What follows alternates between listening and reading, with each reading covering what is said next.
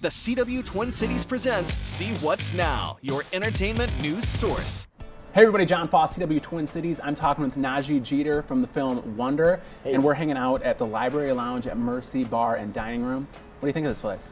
I love it. I love it. It takes you back to like an old-fashioned just winery downstairs. This is an amazing place. Great place to do an interview. And like I said, we're talking about Wonder. Tell us a little bit about the film. It is in theaters next Friday, November 17th. It's about a young boy who has a facial difference, and he's going to a mainstream school for the first time. You know, first day of school, and he's going to go through bullying and people, you know, looking at him, you know, all type of ways. So it's going to be a very, very powerful, impactful film, you know, because it's going to change perspectives of people's minds, and no matter what age or gender or race you are, you know, everyone's going to fall in love with this movie. Yeah, and you play Justin. Yes, Justin. Great job, by the way. Thank you so much, man. And Thank you. the movie's awesome, and definitely it's a tearjerker. Right. For pretty much everybody in the audience. Everyone, right. And there's also a book that's very popular. Yes. How does the book and the film, how do they compare? Oh man, it's not much of a difference, you know. You definitely see everything come to life in all of the characters, and yeah, it's not much of a difference. Not much of a difference. I don't want to say we changed anything yet. So you read the book before actually acting in the film, right? Read the book while I was filming. Okay. Read while I was filming. Yeah. What were the emotions going through your head when you were? Oh, well, I knew the background, and I knew the story, and you know, it took me to a place where like I really wanted to be a part of this film, because there's not one bad thing you could say about it, and it's just the message behind it. You know, it was such a strong, powerful message, and you know, it's you know, not based on true events, but there's kids out there, you know, that there are Augie Pullmans out there that are going through this. Like I met this little boy and then a little girl on set that they went through 57 surgeries, you know, at age 6 and 7 years old, you know, so it's intense. Yeah, it's crazy hearing from the perspective of the person with the difference, Yeah, exactly. And I just like thinking to myself, I'm hoping that back when I was a kid that I wasn't the person on the other side. You Exactly. know, and what we're going through right now is just the world needs this. You know, kids need this right now. Yeah. You know? What is the message that you hope people take home from the film? Choose kind, no matter what. Choose kind, no matter what. No matter what age, no matter what gender, no matter what race you are. Hey, you just have to choose kind, because you know, words can be powerful, and you know, it's about a little boy. Like we're young kids, and you know, so yeah. And so this you've done other films in the past. Yes. This one I think is going to be huge, and it's going to be a very successful film. How did you get to the point where you are now? What's your background? How did you get into acting? Okay, how I got into acting. I'm from Atlanta, Georgia. I did a lot of music and stuff out in Atlanta before I got into the acting. So I did Cartoon Network, a series called Fridays, when I was like 8 years old out in Atlanta, and they were like, okay, if you want to take your acting seriously, move to LA. Me and my mom, we moved out to LA, and then my first big, you know, box office was Grown Ups. Grown Ups with Adam Sandler. I played Chris Rock's son in the first one and the second one, and that's what really took off. I was like 12 years old and was hungry for that again, so.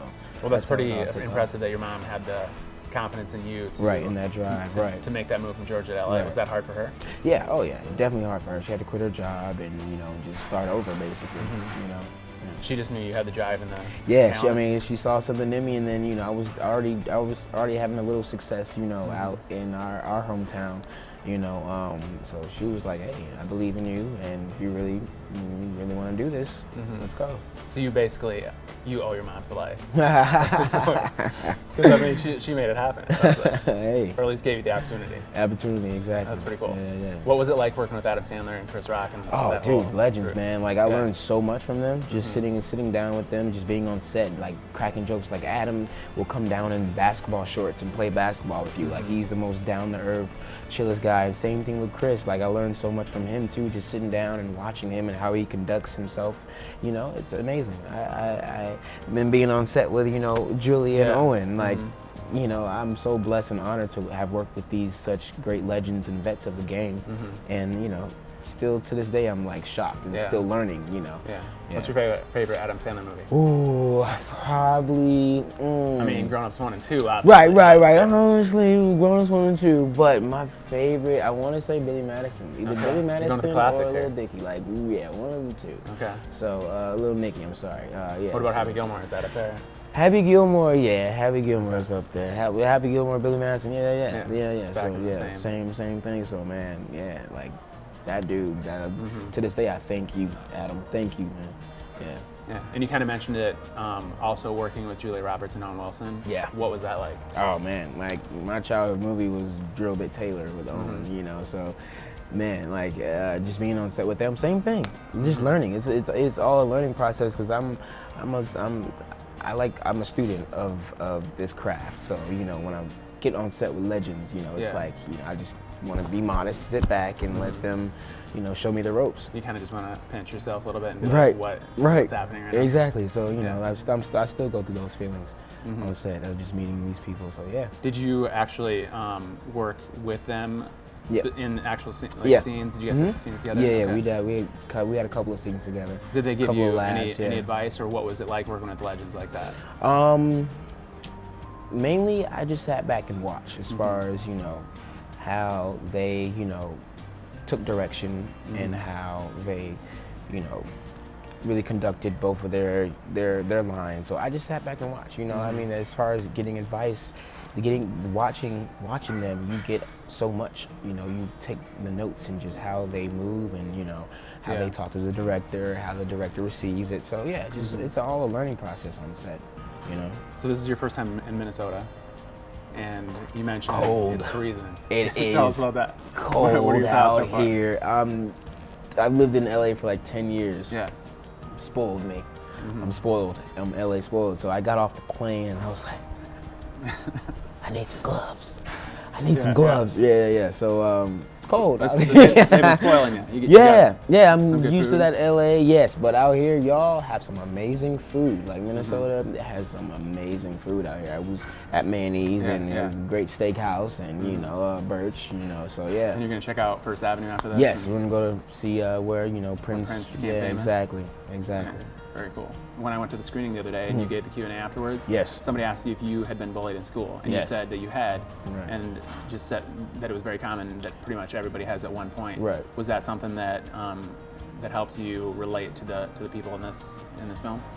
Yeah. I mean, you know, I think if the bullying starts in elementary school, there's always, you know, one little kid that, you know, has that little problem of picking on whoever or whatever. So yeah, I mean, it definitely starts early. And with me, it definitely resonated with what I've been through, you know, growing up in Georgia and, you know, being an outcast or just that started this business young. So I was, you know, that one kid in the class that was always having to leave for auditions. So yeah, I mean, you know, I was kind of outcasted. And so I mean, I resonated with the film, and I kind of put my mindset into where, you know, Jacob had to be, and you know what, and who Augie is, you know. So you just put yourself in that mindset and just really think, like, how would you feel? Yeah. You know. And for people that may want to see more of your work, what do you have coming in the future? Yes, I play Miles Morales on the Disney XD cartoon Ultimate Spider-Man, and I also signed with Sony and Marvel as well too for another video game. We have to keep that on the hush-hush right now, but it's going to be out next year on PlayStation and Xbox. Very cool. But yeah, the cartoon is airing right now, Disney XD. Ultimate Spider-Man. Cool. Every Saturday morning. Well, we'll check that out. And Twin Cities, make sure you watch Wonder. It comes out in theaters November 17th. Yes. Nadji Jeter. Thank you. Thanks for being with us. For having me. Love it.